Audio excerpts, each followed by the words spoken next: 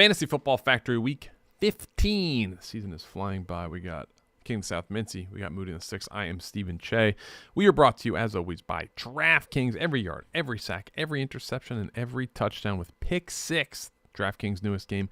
We can turn every snap into a big-time payout. It's not just watching the game, it's playing to win. Here's how it works. Just pick more or less on 2 or more player stats.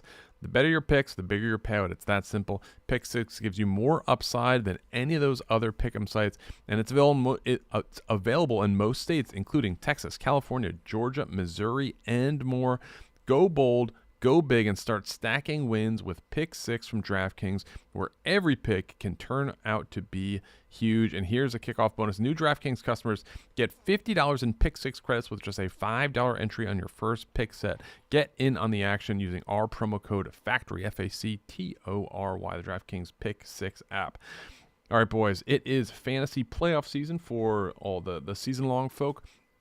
For the regular NFL, we are getting down to the stretch with the final couple games before the regular season ends. A lot of tight matchups, but we got to talk about fantasy football. We just saw Shedeur Sanders throw for, what was it, 364? Yeah, imagine, so they've got those bets on DraftKings that are really fun to take, where you can take who's going to lead the league in passing, rushing, or receiving. Mm-hmm. Shedeur had to be 200 to 1. I mean, he had to be – that over-under was 33.5 points. If you took Shedeur Sanders to lead the NFL in passing, please tag us on Twitter because you're getting a retweet because that's an all-timer. That over-under was 33.5 points. But Shedeur, hey, they named him the starter the rest of the year. Yep. Harold, David Njoku went down on that touchdown. Fannin had over 100 yards. He's a guy been good with him, yeah. But, Moody's been going hard for Shedeur. You got to feel a little vindicated. I wouldn't say going hard is the correct thing, but I think there's a little bit more upside from a fantasy standpoint. But, I mean, he's still got a lot of holes in his game. He will take off and run a little bit at opportune times. And he's better than Dylan Gabriel. He gives them more of a chance to win. And there's a little bit there in fantasy. I don't think he's a superstar in fantasy, but there's a little bit there. It is, and I hope he has a lot of success. It is a little bit troubling from a fantasy perspective to see Quinshon Judkins in at Wildcat when they get like inside the 5-yard line. That's tough from a fantasy perspective. If the Browns score, that's great, but that takes away any opportunity you have. Plenty of quarterbacks hand the ball off inside the 5, but if he's not even on the field, there's no potential for the touchdown. But didn't matter this past week because they obviously put it in the paint a bunch with Shedeur at quarterback. Let's talk about this week's slate. Before we do that, we got to talk about Daniel Jones' injury and the Colts thing, because it's just I feel look. The thing with football, like we're all looking at it like fantasy and people winning, and that's how we look at it as fans. But these people are people, and Daniel Jones has gone through so much. He led the Giants to a playoff win. He tore his ACL. He did get paid, so at least he has money. But he was playing backup safety on the practice squad before they cut him. Goes to Minnesota, rebuilds with Kevin O'Connell, signs the 1-year, $14 million deal to compete with Anthony Richardson, takes over. Indy had the best record in the league. And then, tries to play through a broken fibula, being a team guy, and then his other leg tears his Achilles. I just feel bad for him on a human level. That's brutal. And it's also brutal for the Colts. And Phillip Rivers hasn't played since 2020. 44 years old, gets the call. That was a long time ago. He was very good in 2020 from a fantasy perspective. Oh, yeah, he got him to playoffs. A lot of it was garbage yards, but he throws to running backs a lot. He throws to tight ends a lot.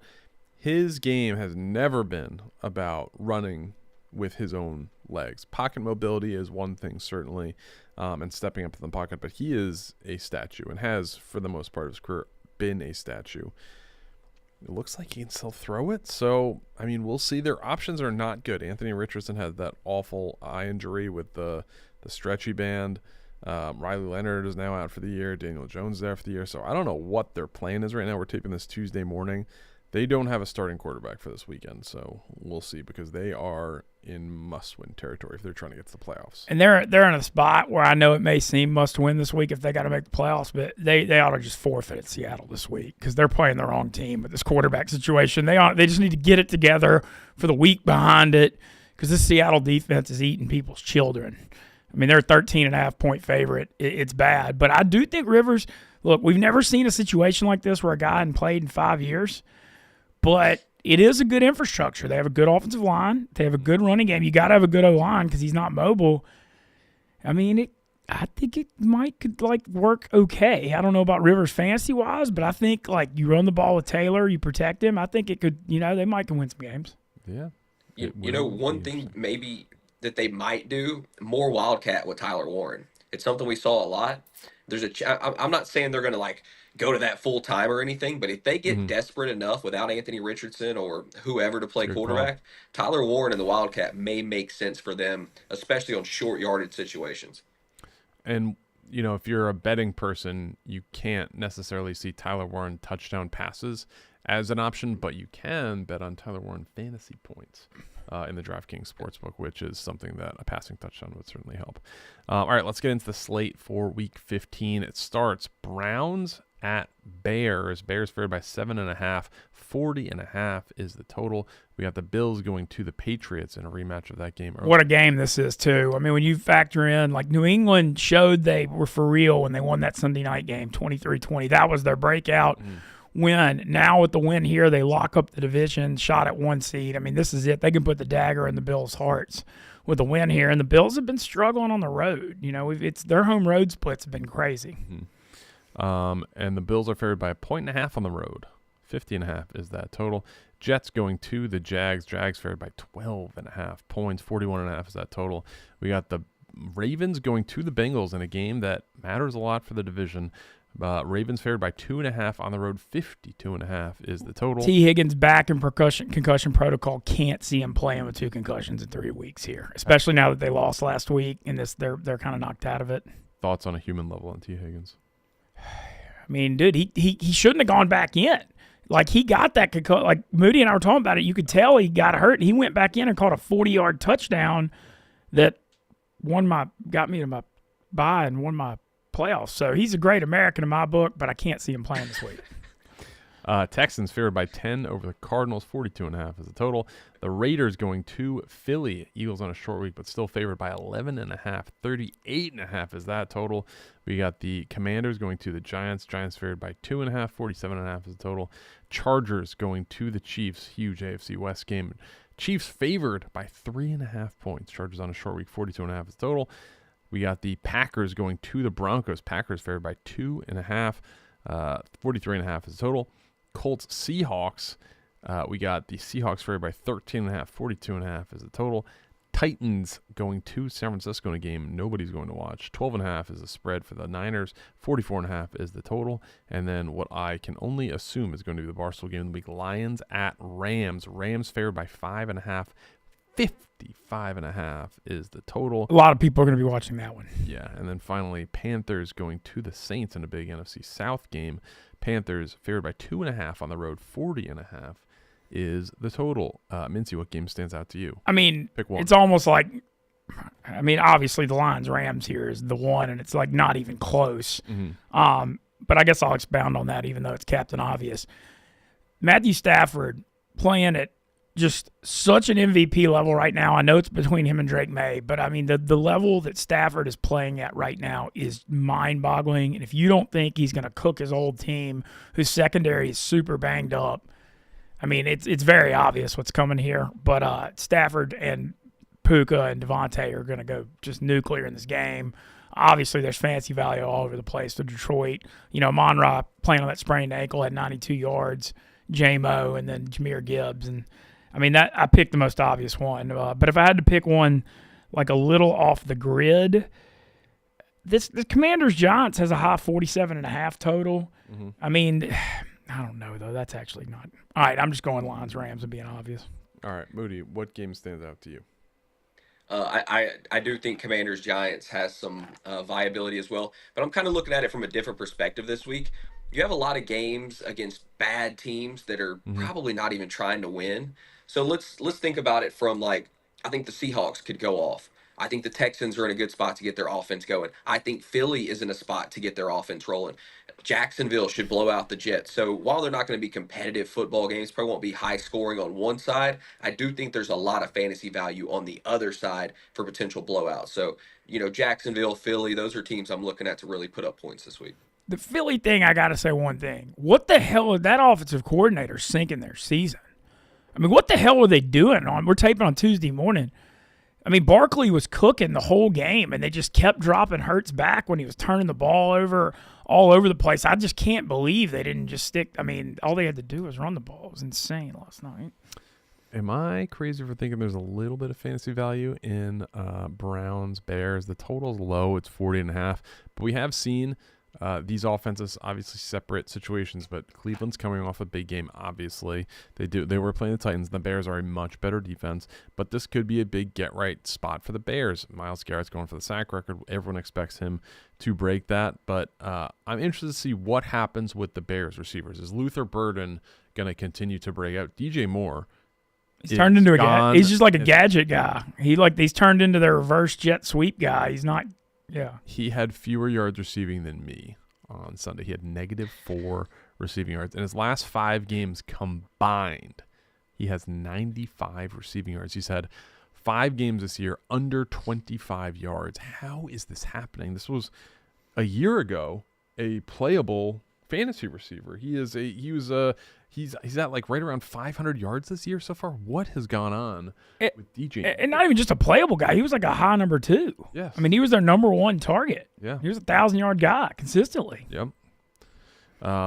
Shocking. One other thing. I think one other thing to pay attention to in that game, the Browns got gashed by the run last week. I mean, that was their worst game against the run the entire season. The Bears are really committed to running the football with Swift and Monangai. So I would think that maybe there's some real viability there with the 2 running backs, especially Monangai. He's been getting a lot of carries. He's looked very good. So I'm actually looking at the Bears running game in that spot. Yeah, absolutely. All right, let's talk about the classic DFS. We're talking 1 quarterback, 2 running backs, 3 wide receivers, a flex, a tight end, a defense, special teams, all for $50,000 of funny money in DraftKings. Let's talk about the quarterback market. Josh Allen, top of the market, $7,500 going against the Patriots. We got Matt Stafford, $7,000. Jalen Hurts coming off a tough Monday night game, $6,800. Drake May, $6,700. Burrow, $6,600. Mahomes, $6,500. It goes down by hundreds. You can get who is the cheapest starter right here? Well, I don't see Philip Rivers listed yet. Is he going to start this week though? Who is going to play? I mean, I would like I said, it's so bad because they're in must win, but the spot this week, you literally ought to just practice him all week and forfeit. Yeah. I mean, Seattle's the worst matchup for this situation. Yeah, no, it's pretty ugly. You can get Cam Ward for $4,600. Shadur, $47. Mintzy, who do you like in the quarterbacks? All right, when I'm looking at the quarterbacks this week, like I said, the Stafford thing is obvious, but 7,000 is extremely high. And I don't like Josh Allen at New England because the Buffalo's not doing well on the road. I'll tell you one guy I like that I think is at a good price, and that's Jackson Dart at home against the Commanders. $5,600, cheap price. I am a little concerned. They're going through that thing where they're telling him not to run as much, and then he took that awful shot against New England. But like a leopard can only change its spot so much. The dude likes to run. Maybe they don't call as many quarterback runs, but that's a high over under 47.5.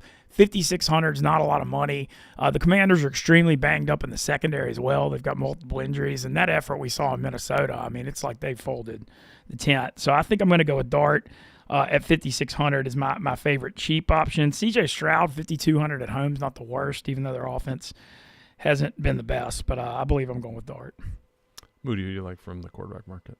I do like Jackson Dart as well. I'm also looking at Trevor Lawrence this week against the Jets. The Jets they have nothing to play for. Their best defensive players were traded away. I think they're going to be just terrible in this game. I think Jacksonville blows them out. And it feels like a spot where Trevor Lawrence and Brian Thomas start to get it going. I'm looking at him. He did catch some stuff last week. He did. He's finally getting going. And then, I mean, I kind of think Shadur has a little bit of value. I mean, he popped off last week. All of the teams that won last week in DFS had Shadur Sanders as their starting quarterback. So at 4,700, you have to take a look at him. And also, if Justin Fields plays, I know it sounds insane. I get it. I'm only looking at him for the rushing value, but you're saving a ton of money if you choose to go with Justin Fields or Shadur Sanders. So just something to think about, but I'm leaning to Trevor Lawrence right now. we were talking about it before the show, and Moody brought it up last week, where the cheaper quarterbacks are typically the ones that are winning these contests because you're saving the money on the signal caller, you're getting to reinvest it in receivers, tight ends, running backs, etc. So we are trying to stick a little bit more. It's not that being said, I feel like the lines have been blurred a little bit, where you can get a Dart, a Jordan Love, a Stroud for mid fives and lower. Certainly, you could pay a little bit of a premium. Burrow is appealing to me at $6,600. But then if you wanted to go a little bit cheaper than that, I don't mind Marcus Mariota at $5,000 against the Giants. I don't mind Bryce Young at $5,100 against the Saints. Tyler Shuck even $4,900. I think you could. There is some value in the below this week again. All right, let's go over to running backs. Top of the market, Christian McCaffrey, $9,000. Jahmyr Gibbs, $8,800. Jonathan Taylor, $8,500. James Cook, $8,000. Derrick Henry, $7,300. Saquon Barkley, $7,100. Josh Jacobs, $6,900.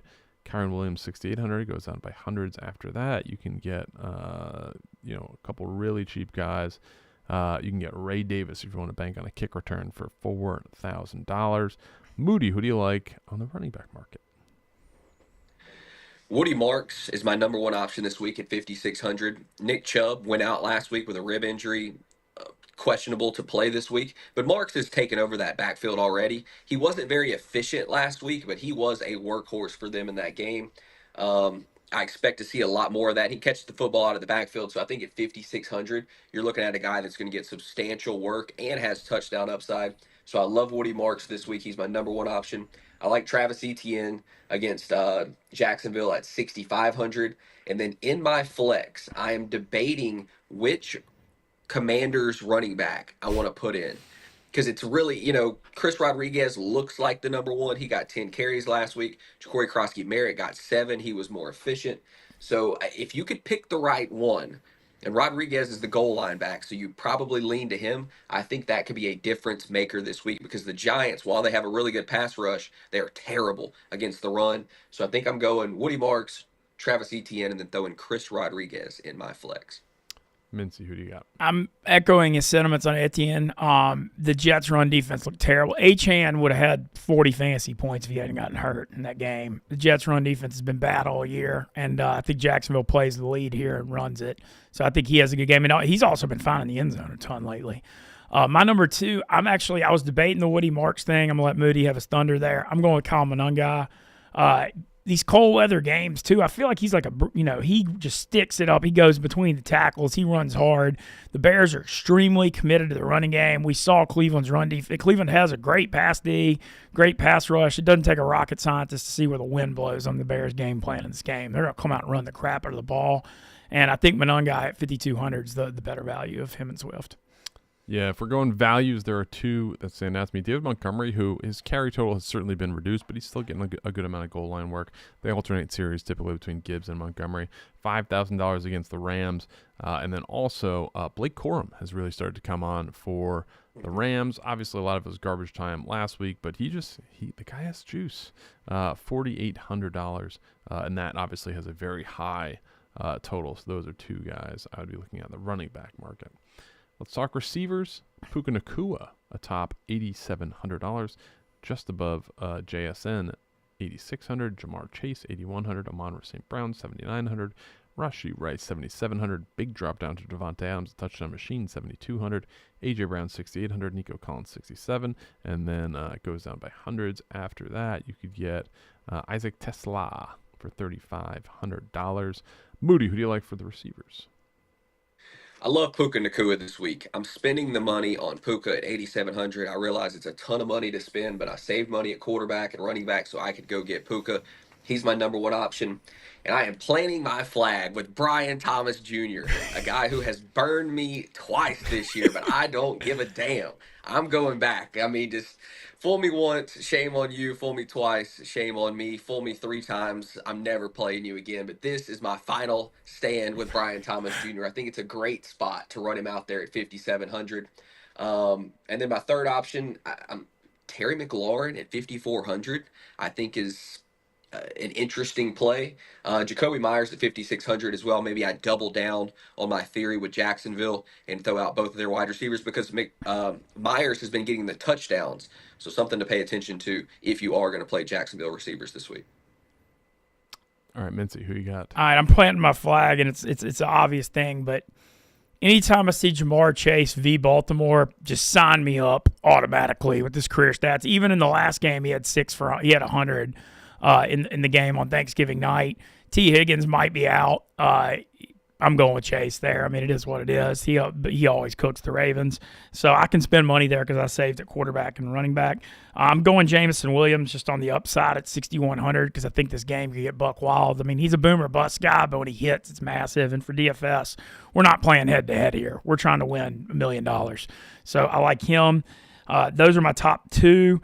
Third one's, there are a few options. I'm looking at Olave at 6K maybe. But those are my top two I'm going to roll with, and I'm going to try to go bargain hunting on my flex. All right, there's one I did want to point out. Receivers, $4,500. Jaden Reed, in his first game back, 4 receptions, 31 yards. But he also had 2 carries. He's a guy that they get involved in the running game a lot. Plays a little bit of that Deebo Samuel type role for the Packers coming back. This was his first game this year, I believe. I don't believe he started the year. Or maybe he played the first game and then got hurt immediately, but he had like a nagging injury before that.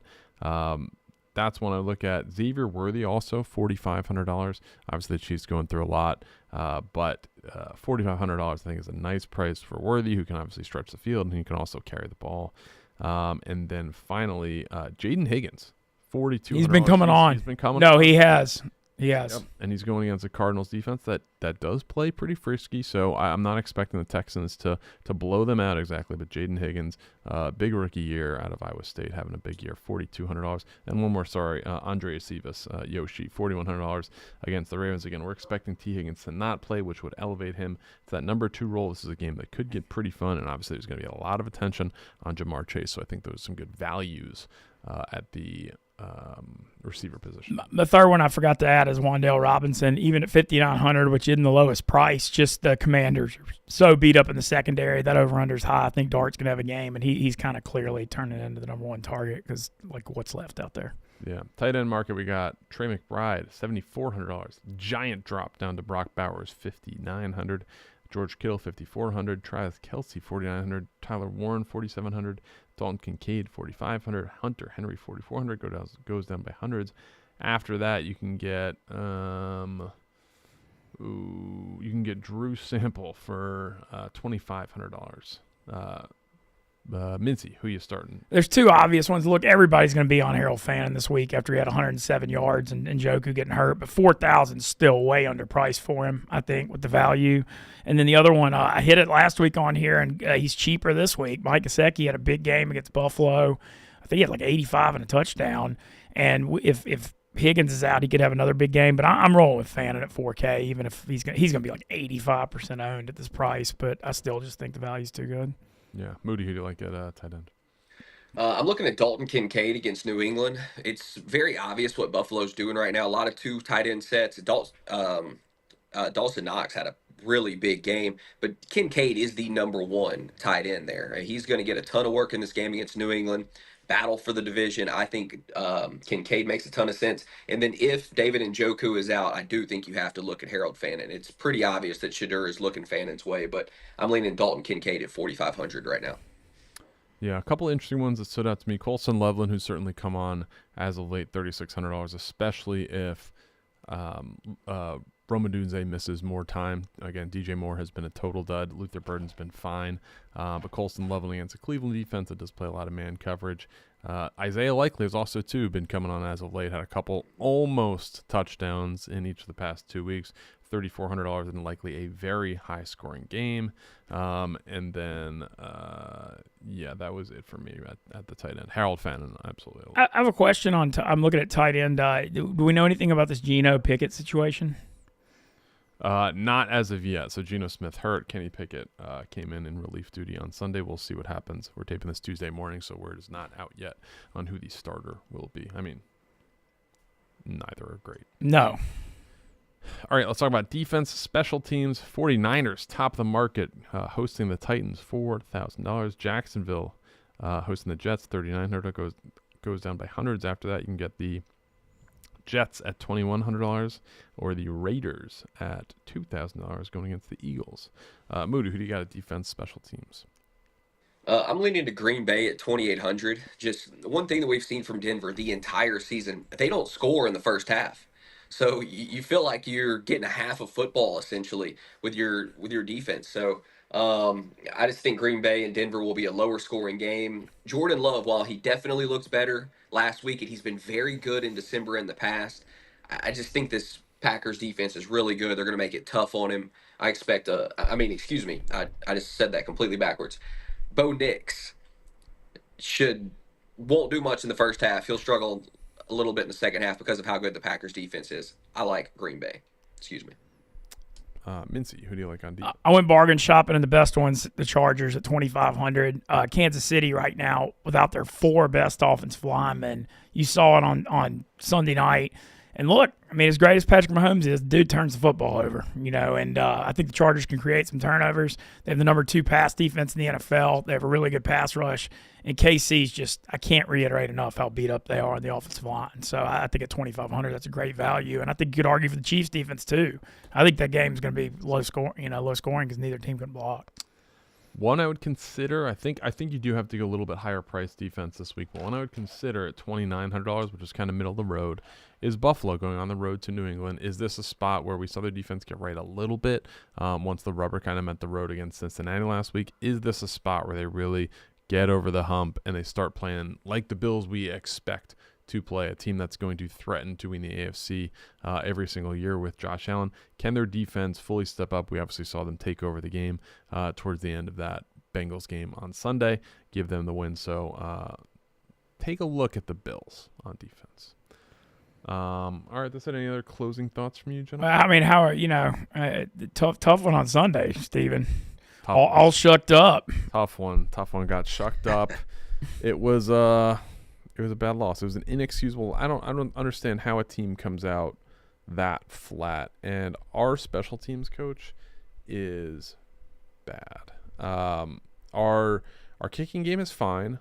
Chase McLaughlin had some issues early this season, has been corrected. Our punting has had issues, and Riley Dixon won the NFC Special Teams Player of the Week 2 weeks ago, or last week, should I say. But overall, we have had, I believe, 2 punts blocked this year, and then kickoff returns specifically have been terrible. Defending them, the Saints started the ball on the 44, 45-yard line, something like that, in our territory. Gave up a touchdown on the first drive. It's just not what you want to see from a team that I had Super Bowl aspirations for in October. So we're in December now, and things have started to fall apart. We are getting healthy. Mike Evans is supposed to be back on Thursday. Tristan Wirfs is supposed to be back on Thursday. Jalen McMillan might even be back on Thursday. And Kalijah Cansey, hopefully not long after that. So I know I'm healthy. I know I'm railing you. I still am not giving up on it, though. I just think y'all have had so many injuries. I think you could still pull this division out. And if y'all get healthy toward the playoffs, you can get hot. I don't think it's out of play yet as bad as it's looked. I agree, but I am nervous. I don't want to go to the playoffs and then just get blown out by 20 at home. That's not a successful season. I want at full strength, at this team's best full strength with guys that could come back. We are a team that absolutely could win the NFC. That being said, they haven't looked like that the past 5 games. They're 1-4 in their past 5 games, and they have looked bad. So hopefully that can turn around. Hopefully Bucky starts running the ball better. Hopefully Mike Evans comes back and can give some meaningful snaps. Godwin has looked better. And hopefully Ibuka can hold on to the ball because there have been way too many drops out of him. Baker playing hurt, too, at the shoulder thing. I mean, his numbers have been way down. Yes, he hasn't thrown for 200 yards in 5 games in a row. That's a little troubling. So we need to get right. But, hey, playoffs aren't today. Playoffs are in a month. We got a little bit of time to get right, and hopefully we can do that. You're in the right division, at least. Yeah. All right, for the King of South Mintzy, for Moody, I'm Stephen Cheah. We'll see you guys hopefully this week in the Winner's Circle.